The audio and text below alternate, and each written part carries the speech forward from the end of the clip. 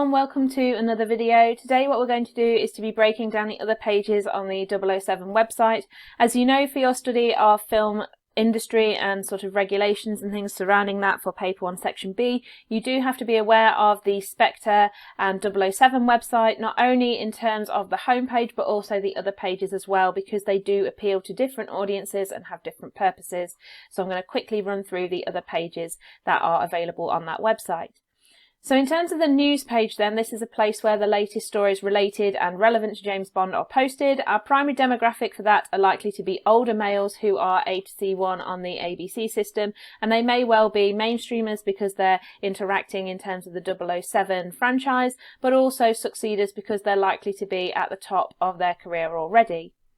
No Time to Die is the next page. Now this is the latest Bond film, and as such it's given its own page to draw in audiences and also act as promotion for the film itself. Our audience for this are likely to be younger. They're going to be mainstreamers and aspirers looking up towards James Bond, but also going to be the key demographic for the film itself. So our secondary demographic are likely to be the older audience here, in sort of a role reversal of who would access the news page. Now in terms of our Bonds, this breaks down the actors who have played James Bond over the course of the franchise as a whole, looking at who they were and which films they were involved in. So our primary audience are again going to be this slightly older male demographic, who perhaps will have grown up with the franchise as a whole and who would be interested in this aspect, whereas our secondary audience are going to be that younger male demographic.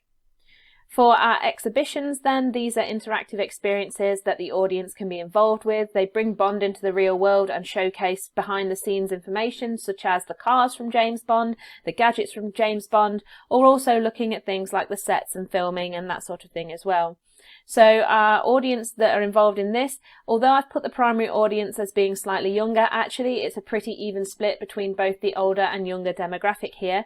Again, they're still likely to be male audiences, but depending on which exhibition it actually is, you may get more of a female interest here as well, just depending on the sort of content of the exhibition. And although a lot of the audiences that you're going to see throughout this video are male, that's not to discount the fact that females would obviously be accessing and watching James Bond, but we're looking at who the company themselves are targeting, why they're targeting these sorts of audiences, and who is most likely to be accessing all of this. Now the only other page on the 007 website, because it is quite a small website, is the store, and this obviously links audiences to a separate page and separate store for merchandise. Again, in terms of our audience, we're looking at the younger demographic here who perhaps are aspiring to be like James Bond. And so part of that would involve having the merchandise that makes him look the way that he does, or giving him the sort of status that he has. But you may also get females involved here, particularly in the older demographic, who may well be buying this merchandise for somebody else. Hopefully you found that useful. This was a very quick video because it is such a small website as a whole. It would be useful for you to go through and to have a look at these pages yourself on the 007 website, because although I can break them down, you do need to have that level of familiarity with them as well, where you've actually seen them and had a look at them. Again, there are some key terms here. There's not many, so you might want to have a look and just make sure that you understand them, and maybe make note cards for those that you're not too familiar with. And you can also get in touch with me through social media at media_revision or at GCSE Media Revision if you have any questions or comments regarding to the key terms or any other part of today's video.